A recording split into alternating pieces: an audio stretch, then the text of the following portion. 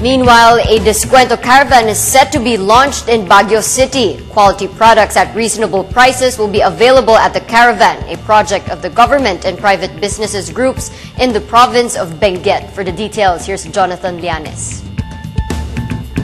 The Trade and Industry Department of Baguio and Benguet, together with the local government unit of the country's summer capital and other private business institutions, in its efforts to strengthen the awareness of the rights and responsibilities of the consumers, is set to launch the Descuento Caravan in the city of Pines. Under the Public-Private Partnership Scheme of the government, DTI forged its partnership through the Local Price Monitoring Council of Baguio, together with local business entities and consumer organizations that will pursue projects leading to the provisions of quality goods and services, consumer education, and environmental advocacy campaigns and livelihood by exercising their corporate social responsibilities, or CSR. Baguio City Mayor Mauricio Dumogan said that this partnership will ensure the best value for money spent by the consumers through the availability of quality products at reasonable prices from businesses aware and responsive to the consumers' rights and responsibilities. Now, sa different groceries and supermarkets, kailangan mag-partner din tayo sa kanila.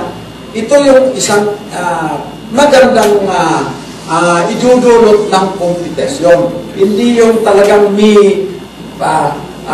talagang nagpapatronize. Kasi kung marami yung talagang nagtitinda sa ating lungsod, of course, kompetensya sa quality, kompetensya din sa presyo. Sino ang makikinabang?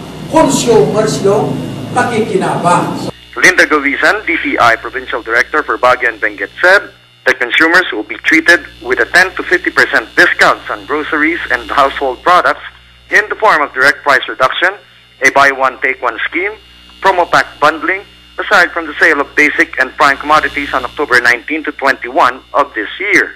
As mentioned, our theme for today is Get Organized, Be Heard, and Empowered. So for the month of October, for the city of Baguio, we have a series of activities to be undertaken. So let me discuss yung Descuento Caravan kasi na pinag-usapan natin. We have two types of Descuento Caravan. We have the open caravan and we have the in-house Descuento Caravan. So yung na-mention ni Mayor kanina na we will be having the open caravan on October 19 to 21. This is in cooperation with Chongsan, and 89 or 98 of our distributors will be joining. So this is an open caravan.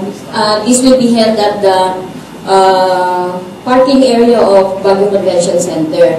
The activity is part of the National Consumer Welfare Month of the Department of Trade and Industry nationwide.